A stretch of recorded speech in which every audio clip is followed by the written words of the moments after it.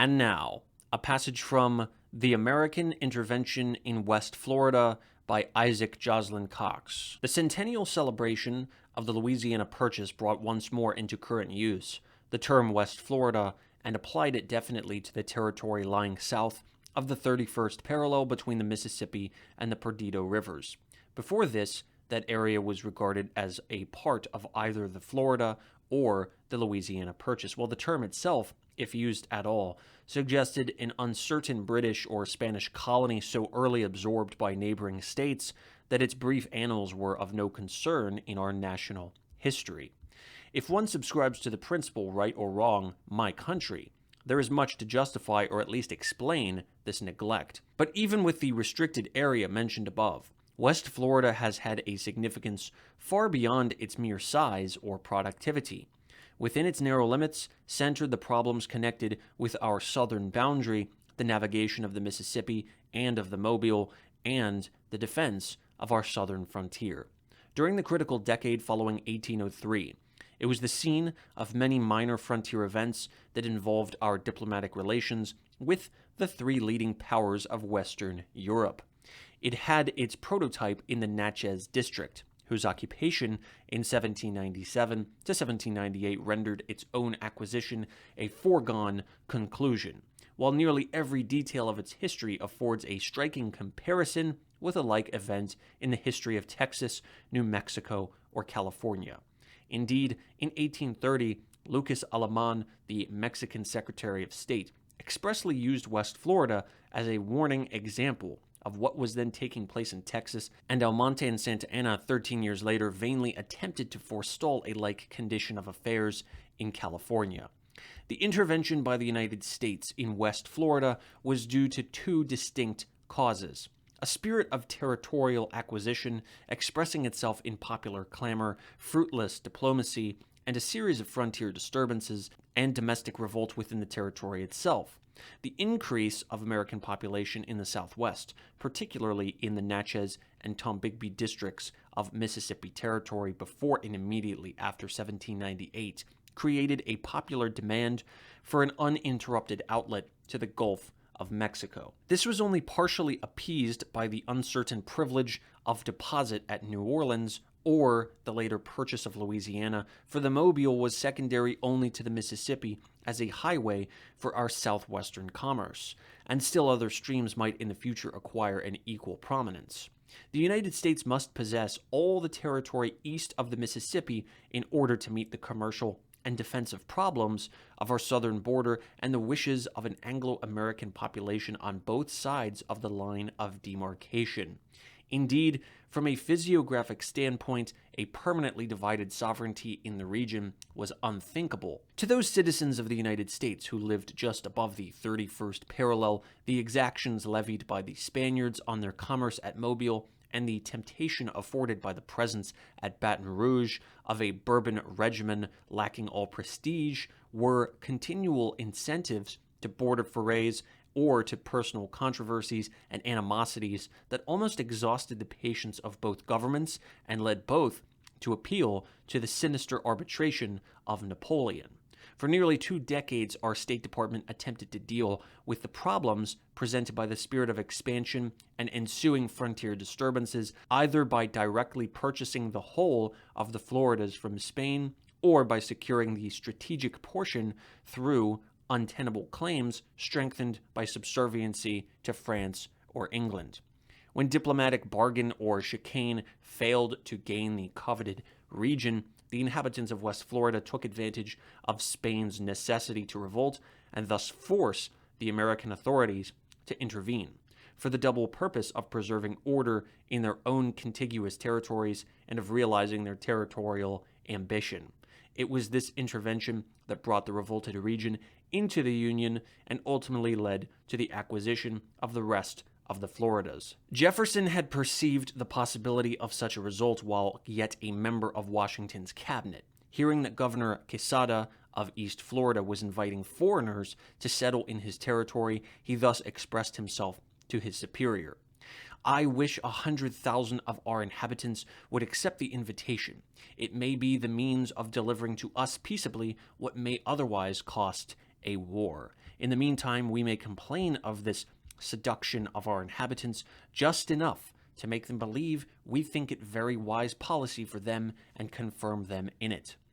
Meanwhile, Jefferson and his successors, largely influenced by his direct suggestion and advice, skillfully utilized every diplomatic opportunity, from the Nootka Sound episode to the overthrow of the Bourbon rulers of Spain, to secure the Floridas.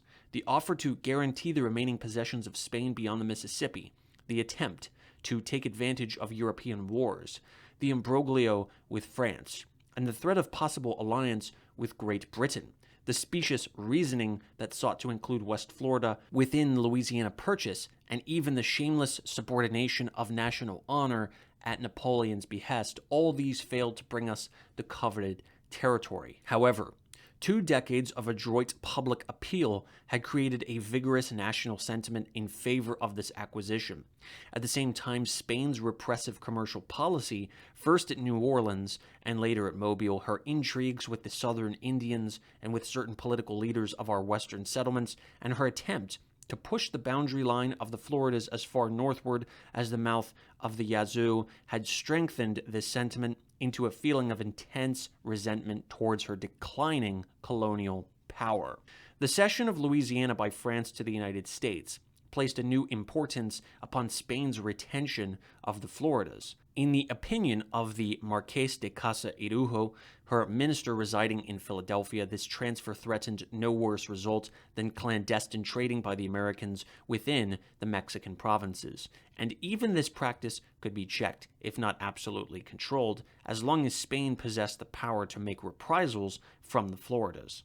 So far as more ambitious attempts of the western states upon Mexico were concerned, these could readily be neutralized if Spain continued to possess the Floridas and Havana by blockading the mouth of the Mississippi. The possession of the whole of West Florida, however, as well as East Florida, was essential to her purpose, and this formed an additional motive for Spain to resist all American attempts to wrest this territory from her. If the Louisiana Purchase emphasized the importance of the Floridas to Spain, it also brought into prominence the fact that most of the inhabitants of the Floridas expected and desired annexation to the United States. When, to their disappointment, the American commissioners accepted Louisiana without demanding West Florida, the inhabitants of the Bayou Sara region, who were mostly of Anglo-American origin, began a series of border outrages in which the Kempers gained an unpleasant notoriety. At the same time, renewed Spanish exactions at Mobile aroused the resentment of the settlers of the Tombigbee region, largely peopled by recent American immigrants from Georgia, the Carolinas, and Tennessee. James Collar and Joseph P. Kennedy aspired to the leadership of the more radical elements of this population. On neither side of the line of demarcation did the local authorities seem wholly able to repress the disorders, although Harry Tolman, the federal judge of this district, succeeded in checkmating the more ambitious filibustering projects against Mobile. In time, this lawless condition along both the Mobile and the Mississippi became a most potent argument in favor of American intervention. While in these various ways the American spirit of territorial acquisition was working toward the ultimate absorption of the Floridas, conditions within these regions were gradually shaping themselves to the same end. The Creole population centering about Mobile seems to have been largely indifferent to the various international factors that were to determine their ultimate destiny, and for the most part remained quiescent under the expiring Spanish authority. The forces that led to intervention in this region, therefore, must be sought for outside the territory itself, and are to be found in the filibustering plans mentioned above and the military necessity for the occupation of Mobile in 1813. A far different condition of affairs obtained in the Baton Rouge jurisdiction. Here, the population was almost exclusively Anglo-American. There was an element composed of Tory immigrants of the Revolutionary period, or still earlier settlers who had passed directly from a British to a Spanish citizenship. There were those who, because of British or Spanish sympathies, had removed from above the line since 1798.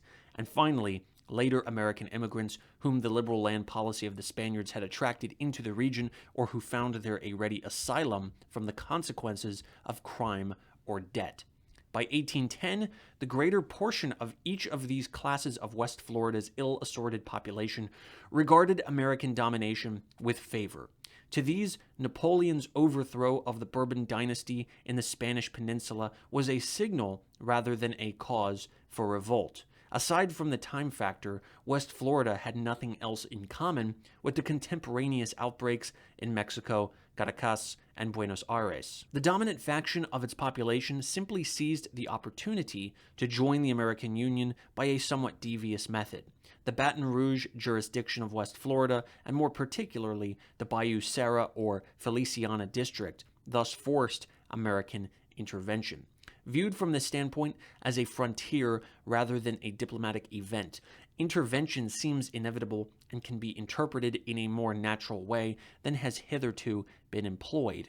The key that serves to explain this event and to connect the West Florida revolt with preceding diplomatic and border conditions is to be found in the correspondence of Madison's two chief agents, Governor W.C.C. Claiborne of Orleans and Governor David Holmes of Mississippi. Their territories bordered upon the region in dispute, were separated by it, and thus rendered subject to possible foreign invasion. It was only natural then that from the very beginning of their administrations they should display an active interest in whatever was happening in the neighboring Spanish province. For many years, Governor Claiborne's letters emphasized the unsatisfactory conditions existing on the West Florida border, and his active knowledge of the situation enabled him at the critical juncture to advise the American government as to its proper course. Holmes had only a few months' experience as governor of Mississippi Territory when the West Florida question was thrust upon him, but his tact, geniality, and common sense had already established his hold upon his own people and had recommended him to the population of the neighboring territory, so that his part in the critical events of 1810 was both helpful and successful. It is to his correspondence that we must turn for the best account of the events which resulted in the American intervention. In 1807, General James Wilkinson brought to the attention of the administration a letter from a gentleman in New Orleans, probably Claiborne, of which he gave the following significant extracts. Since your departure from this place, discontent begins to assume a very formidable aspect among the people of West Florida. They are ripe for violent measures. 2 of their head men are now in this place, who tell me that if the United States will not protect them, they will solicit the assistance of England. The taking of Baton Rouge and Pensacola they speak of as matters of trifling achievement. They have about 400 men who will follow their standard to any length they please. This is the time, in my opinion, for the U.S. to make a speculation, as the Floridians say they want no assistance in taking the country, and that all they would ask from Great Britain or any other power would be to maintain them in the possession which they had taken. I wish you would feel Mr. Jefferson's pulse on this subject, if he is near you, and return me an answer by mail. One of the agents, a captain whom you know, has seen this and will defer his visit to England until you answer me. His object is to effect the thing at all events, and he feels sanguine that should the U.S. not be disposed, he will be able to induce the British to once more establish their government at Pensacola. Jefferson's pulse was then experiencing an unexpected flutter on account of the unwarranted attack upon the Chesapeake, and from this fact, the menace of British intervention in West Florida, so strongly emphasized in Claiborne's letter, acquired an additional significance. Hitherto, Great Britain had shown no readiness to interfere in the affairs of that region, but the case might be different if engaged in war with the United States and urged to that end by a considerable faction of the Florida people who had formerly been British subjects. Our commissioners, therefore, must exert diplomatic pressure through threats of ultimate appeal to force to induce Spain to accommodate her differences with our government at the earliest possible moment. Later instructions show that they were to continue to invoke the sinister aid of Napoleon to that same end. The concluding period of Jefferson's administration and the first few months of the next were marked by a policy of chafing delay and indecision in regard to Florida affairs. In order to avoid paying for the coveted territory by an alliance with France against England, Jefferson at one time favored independent action on the part of the United States against Spain, or, at any rate, a definite agreement with that power. This apparent determination to depend upon our own diplomacy backed by definite action on the Florida frontier was followed by the suggestion made in August 1808 that if England should prove more conciliatory, the United States might take advantage of Napoleon's campaigns in Spain to seize our own limits of Louisiana, i.e., West Florida to the Perdido, and the residue of the Floridas as reprisal for spoliations. Early in the following year, he again inclined to seek Napoleon's aid in the matter. He passed from office with the Floridas still outside the Union, but he felt confident that his successor would secure them, as well as Cuba, by the voluntary proffer of their inhabitants. Rumor indeed accused Jefferson of stating his belief in the terse expression, "We must have the Floridas and Cuba."